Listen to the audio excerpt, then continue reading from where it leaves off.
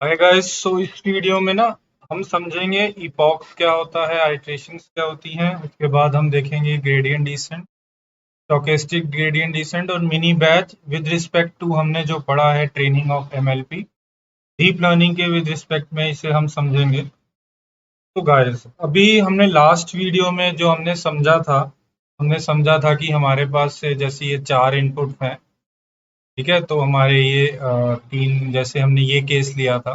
ठीक है, तो ये हमारी लेयर थी, ये सब एक दूसरे से कनेक्टेड थे। ये फुली कनेक्टेड न्यूरल नेटवर्क था। तो हमने ये पूरा आर्किटेक्चर समझा था।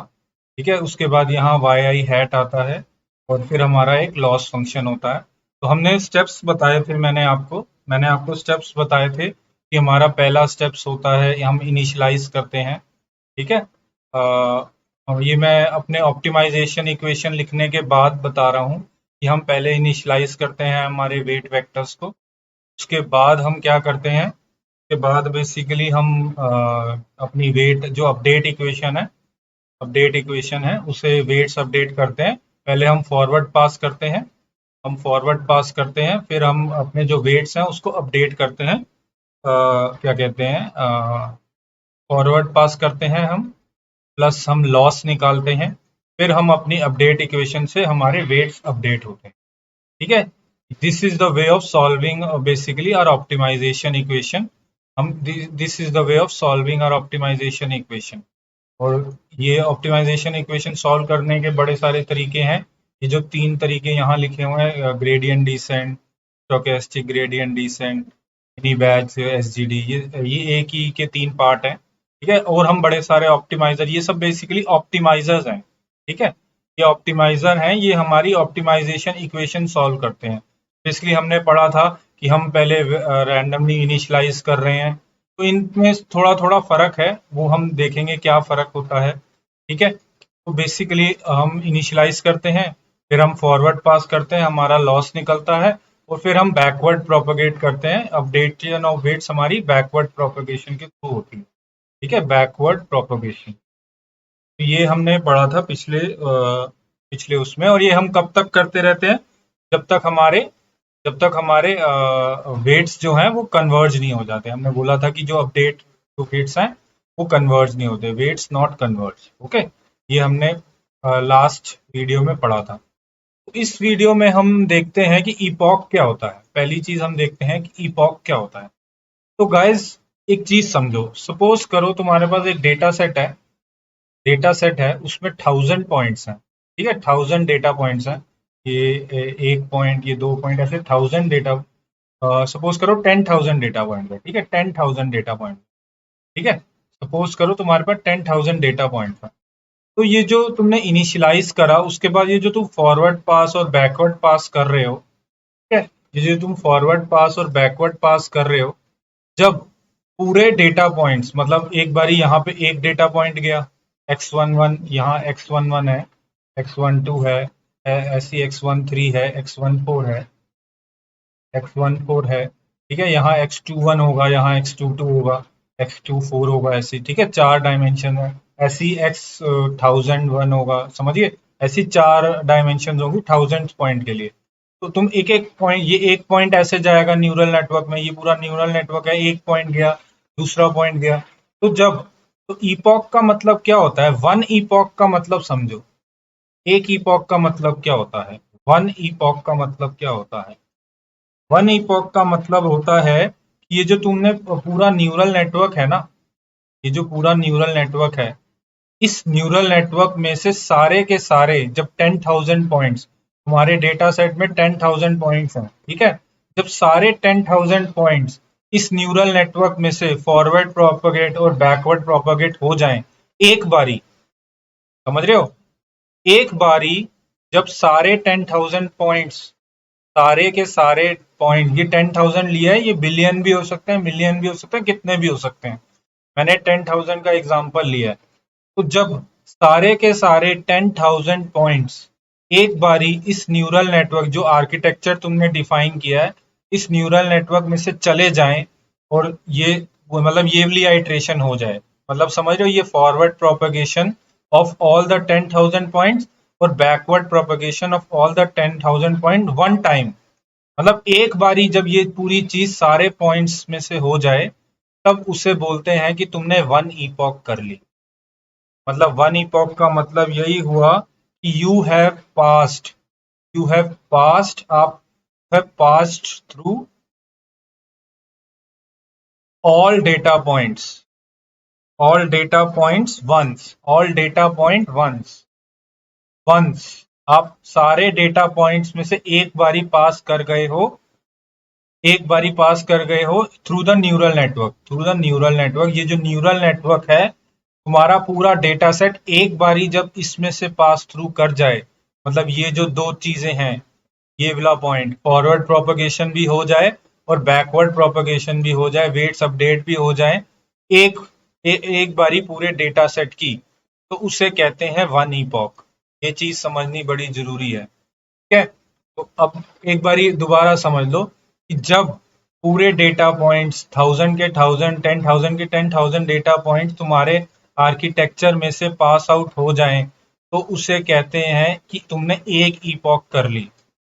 ठीक है, ये समझना बहुत जरूरी है कि एक ईपॉक का मतलब क्या होता है। तो अब एक चीज समझो, जब तुम कभी भी तुम न्यूरल नेटवर्क और कोड लिखोगे ना, तो तुम बोलोगे कि भाई मेरा कोड रन करो 10 ईपॉक्स के लिए, मेरा कोड रन करो 20 इपॉक्स के लिए, मेरा कोड रन करो 100 इपॉक्स के लिए। तो इसका मतलब क्या होता है कि मेरे कोड की मेरे सारे डेटा पॉइंट्स में गो थ्रू करो 10 बारी, मेरे सारे डेटा पॉइंट से गो थ्रू करो 20 बारी, मेरे सारे डेटा पॉइंट से गो थ्रू करो 100 बारी। समझ गए? जनरली ये एक इपॉक में भी ना बहुत ज्यादा टाइम लगता है।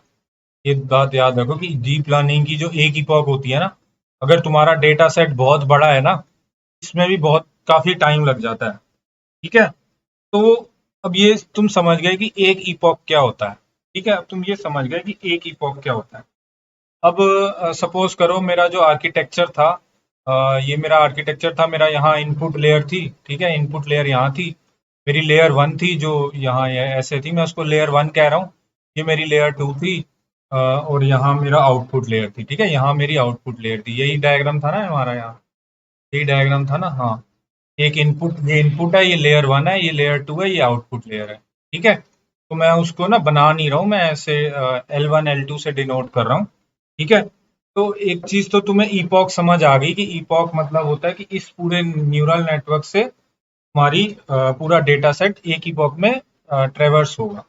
चलो, अब ये समझ आ गई। एक और चीज मैंने तुम्हें बताई क्या थी, ये जो इसमें जो लेयर वन है, जो लेयर टू है, इसमें हमारे एफ फंक्शन एक्टिवेशन फंक्शन लगे होते हैं। इसमें हमारे एक्टिवेशन फंक्शन लगे होते हैं, कुछ भी हो सकते हैं, सिग्मोइड हो सकते हैं या tan h हो सकते हैं, आगे जाके पढ़ेंगे हम डिफरेंट डिफरेंट।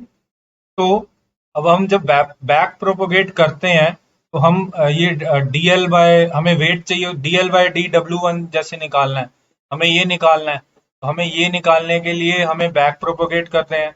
बैक प्रोपोगेट के टाइम हमें चाहिए होता है कि ये जो हमारे फंक्शंस लगे होते हैं ना, ये डिफरेंशिएबल हों।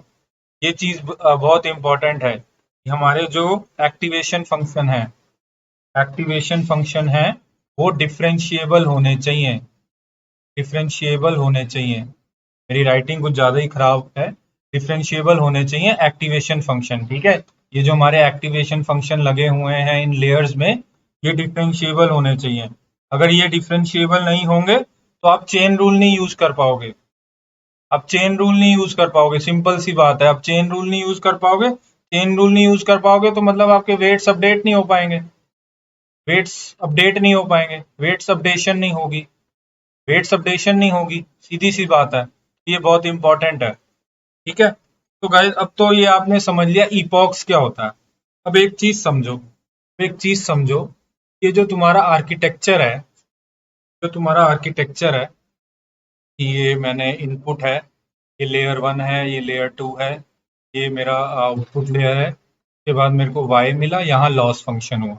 ठीक है, तो अब एक चीज समझो, ये जो सारे पॉइंट्स हैं तुम्हारे डेटा सेट के ना, ये जो सारे पॉइंट्स हैं, मैं अगर वो देखा हो कि जब मैं डेरिवेटिव निकाल रहा था, मैं सिग्मा कर रहा था 1 to n, जब भी मेरा मैं लॉस निकाल रहा था किसी भी वेट के विद रिस्पेक्ट टू हमेशा मैं n पॉइंट, मेरा मेरा हमेशा ऐसे आ रही थी वैल्यू, ठीक है।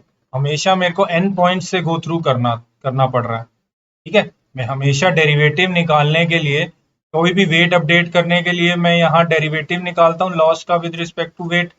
ये जो लॉस का डेरिवेटिव निकालने के लिए मेरे को summation i equal to 1 to n करना पड़ रहा है, समझ रहे हो।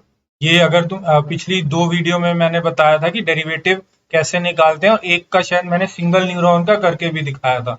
जब हम सिंगल न्यूरॉन का कर रहे थे ना, तो मैंने तुम्हें बताया था, दिखाया था कि ये sigma equal to i 1 to n हो रहा है। इसका मतलब क्या है कि मेरे n पॉइंट से गो थ्रू करो, और उससे जब तुम n पॉइंट से गो थ्रू करोगे तब जो लॉस आएगा वो मेरा लॉस है, ठीक है। तो मेरा कहने का मतलब है कि एक लॉस, एक वेट के ये निकालने के लिए, ये लॉस की ये जो डिफरेंशिएशन, ये वैल्यू निकालने के लिए, अगर सपोज करो मेरे डेटा सेट में 1 मिलियन पॉइंट्स हैं, तो इसको 1 मिलियन पॉइंट से गो थ्रू करना पड़ेगा इसकी वैल्यू निकालने के लिए, समझ रहे हो। 1 मिलियन पॉइंट से गो थ्रू करना पड़ेगा। तो ये जो लॉस, ये जो डेरिवेटिव निकालना है ना, ये जो डेरिवेटिव निकालना है, दिस इज वेरी कॉम्प्यूटेशनली, ये कॉम्प्यूटेशनली एक्सपेंसिव है, कॉम्प्यूटेशनली एक्सपेंसिव है, ठीक है। ये जो डेरिवेटिव हम निकालते हैं ना, इसी वजह से कहते हैं कि डीप लर्निंग बहुत टाइम लेती है रन होने में। तो बड़े सारे जीपीयूज आते हैं, टीपीयूज आते हैं, क्यों आते हैं? क्योंकि ये जो हम डेरिवेटिव निकाल रहे हैं ना, ये जो डेरिवेटिव निकालते हैं ये बहुत ज्यादा टाइम लेते हैं। क्यों लेते हैं? क्योंकि हमारा ये जो डेरिवेटिव है ये एन पॉइंट से गो थ्रू हो रहा है, ठीक है। बार बार हमें एन पॉइंट, मिलियन पॉइंट्स है, तो ये मिलियन पॉइंट से गो थ्रू हो रहे हैं, फिर लॉस निकल रहा है तुम्हारा। ये एक डब्ल्यू आई एक निकलेगा, समझ रहे हो। ऐसे तुम्हें बार बार करना पड़ेगा, ठीक है। तो अब ये तो तुम्हें समझ आ गया कि मैं ये जो कह रहा हूँ कि ये जो डिफरेंस डेरिवेशन, जो डेरिवेटिव हम निकाल रहे हैं वो कॉम्प्यूटेशनली एक्सपेंसिव होती है। चलो, अब ये चीज तुम्हें समझ आ गई। अब हम समझते हैं कि ये जो यहाँ लिखा है ना, ये ग्रेडियंट डिसेंट क्या होता है, एसजीडी क्या होता है, मिनी बैच क्या होता है, इन तीनों में फर्क क्या होता है, इन तीनों का फर्क समझते हैं, ठीक है गाइस। तो मैं इन तीनों का फर्क समझाने के लिए ना, मैं ये डायग्राम बनाता हूँ कि मेरी ये इनपुट लेयर है, ये मेरी लेयर 1 है, ये मेरी लेयर 2 है, ये मेरी आउटपुट लेयर है, ये मेरी वाई आई आया, ठीक है। इसके बाद मेरा लॉस लगा होता है। चलो, इसके यहाँ पे मेरा वेट मैट्रिक्स, यहाँ वेट मैट्रिक्स 1 होगा, यहाँ वेट मैट्रिक्स 2 होगा, यहाँ वेट मैट्रिक्स 3 होगा। ये मेरे बेसिकली आउटपुट ही वाई आई होता है। मेरे 3 वेट मैट्रिक्स हैं, ठीक है। तो चलो, अब सबसे पहले समझते हैं कि ग्रेडियंट डिसेंट और एसजीडी और मिनी बैच में फर्क क्या है। तो गाइस एक चीज समझो, जब जब तुम यहाँ पे इनपुट में एक जैसे इनपुट में ये x11 x12 x13 लिखा होता है ना, ये एक पॉइंट गया तुम्हारा ना, मतलब ठीक है, ये एक पॉइंट गया है, ये लॉस निकला है। अगर अगर तुम ये सारे तुम्हारे सपोज करो डेटा सेट में 10,000 पॉइंट्स हैं, ठीक है। अगर ये सारे 10,000 पॉइंट्स एक साथ तुम अपने न्यूरल नेटवर्क में भेजो, समझ रहे हो, ये चीज समझो, ध्यान से समझो कि अगर ये 10,000 पॉइंट्स एक साथ मतलब कि एक बारी में ये पॉइंट जा रहा है, साथ में ही दूसरा पॉइंट भी जा रहा है। ये न्यूरल नेटवर्क होते हैं ना, ये बहुत स्ट्रांग होते हैं। ये नहीं कि एक बारी में अगर ये पॉइंट जा रहा है तो ये दूसरा पॉइंट नहीं ले सकता, ऐसा नहीं होता। एक बारी में एक पॉइंट जा रहा है तो दूसरा पॉइंट भी इसके साथ ऑटोमेटिकली ये कंप्यूट कर लेता है। मतलब कि एक बारी ये जा रहा है, फिर दूसरी टाइम पे, ऐसा नहीं कि एक टाइम स्टैम्प पे ये जा रहा है फिर दूसरे टाइम स्टैम्प पे दूसरा पॉइंट जा रहा है, ऐसा जरूरी नहीं होता।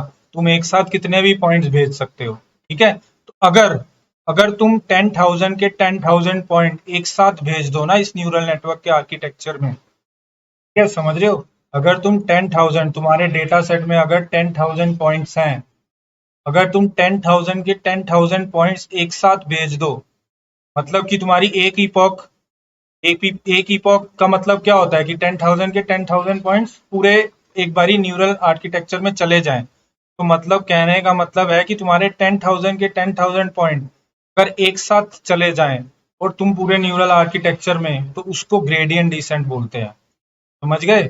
उसको ग्रेडियंट डिसेंट बोलते हैं कि तुम्हारा आर्किटेक्चर एक साथ 10,000 पॉइंट ले रहा है, एक साथ इसमें 10,000 पॉइंट जा रहे हैं, उनका लॉस निकल रहा है, तुम्हारे बाकी जो मतलब ये जो वेट मैट्रिक्स है अपडेशन हो रही है, ठीक है। पूरी जो मतलब ये जो एक इपॉक है ना, जो एक इपॉक है उसमें सारे 10,000 पॉइंट एक साथ जा रहे हैं, समझ रहे हो, सारे 10,000 पॉइंट एक साथ जा रहे हैं, ठीक है। अब समझते हैं एसजीडी। अब समझते हैं एसजीडी। एसजीडी क्या है कि ये जो तुम्हारे डेटा सेट में तो 10,000 पॉइंट्स हैं, बट तुम एक एक पॉइंट करके भेज रहे हो। एक पॉइंट भेजा, वापस आए, फिर दूसरा पॉइंट भेजा, वापस आए, फिर तीसरा पॉइंट भेजा, वापस आए, ठीक है। तो ये एक एक पॉइंट करके हो रहा है। तो ये कितनी बारी हो रहा है? अगर तुम्हारे डेटा सेट में 10,000 पॉइंट है और एक एक पॉइंट करके हो रहा है, तो ये कितनी बारी जाएगा वापस आएगा, कितनी बारी जाएगा वापस आएगा? ऑब्वियसली अगर एक इपॉक करने के लिए, एक इपॉक करने, ये बड़ी इंपॉर्टेंट चीज है, ध्यान से सुनो। एक इपॉक करने के लिए, एक इपॉक करने के लिए ग्रेडियंट डिसेंट एक ही आइट्रेशन ले रहा था। आइट्रेशन मतलब कि एक ही बारी में 10,000 पॉइंट जा रहे थे। समझो, एक ग्रेडियंट डिसेंट के केस में एक ही बारी में 10,000 पॉइंट जा रहे थे। आइट्रेशन, समझ रहे हो, आइट्रेशन जो हो रही है एक ही बारी में 10,000 पॉइंट जा रहे हैं ग्रेडियंट डिसेंट के केस में।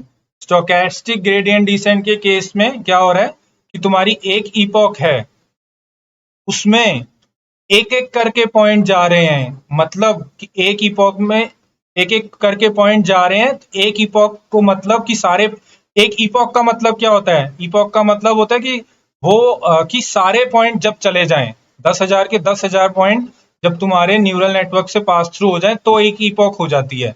तो मतलब, लेकिन इसमें एक एक पॉइंट करके जा रहे हैं, तो इसका मतलब कितनी आइट्रेशन होगी कि मेरी एक इपॉक पूरी हो जाए? समझो, एक इपॉक पूरी होने के लिए कितनी आइट्रेशन लगेंगी इस केस में? क्योंकि मेरा पॉइंट एक एक करके जा रहा है, तो मेरे को 10,000 आइट्रेशन लगेंगी। समझ रहे हो, मेरे को 10,000 आइट्रेशन लगेंगी कि मेरी एक इपॉक हो जाए। ये चीज समझनी बहुत जरूरी है, ठीक है। ग्रेडियंट डिसेंट में मेरी एक इपॉक थी, मेरे 10,000 के 10,000 पॉइंट एक साथ जा रहे थे मेरे न्यूरल आर्किटेक्चर में। ये अगर मेरा न्यूरल आर्किटेक्चर है तो मेरे 10,000 के 10,000 पॉइंट एक साथ जा रहे थे, ठीक है। तो one epoch means one iteration in case of gradient descent. In case of stochastic gradient decent, अगर मेरी एक इपॉक है, मैं एक एक करके भेज रहा हूं, तो मेरे को 10,000 आइट्रेशन लगेंगी। समझो ये चीज, ठीक है। अब मिनी बैच एसजीडी देखते हैं, ये क्या चीज होती है भाई। तो इसमें क्या करा इन्होंने, क्या बोला कि हम यहाँ पे तो तुमने सारे भेज दिए, यहाँ तुम एक एक करके भेज रहे हो, तो तुम थोड़े थोड़े करके नहीं भेज सकते। तो हमने क्या बोला, चलो हम बैच साइज डिफाइन करते हैं। एक बैच साइज एक टर्म होती है। इसमें हमने क्या बोला कि चलो हम 100 एक साथ भेजेंगे। समझ रहे हो, तुम्हारे 10,000 पॉइंट है, तुम 100 करके भेज रहे हो, ठीक है। तो अब एक इपॉक पूरी होने के लिए, एक इपॉक का मतलब तुम्हारे 10,000 के 10,000 पॉइंट पूरे हो जाने चाहिए। समझो इस चीज को, एक इपॉक का मतलब 10,000 के 10,000 पॉइंट पूरे हो जाने चाहिए।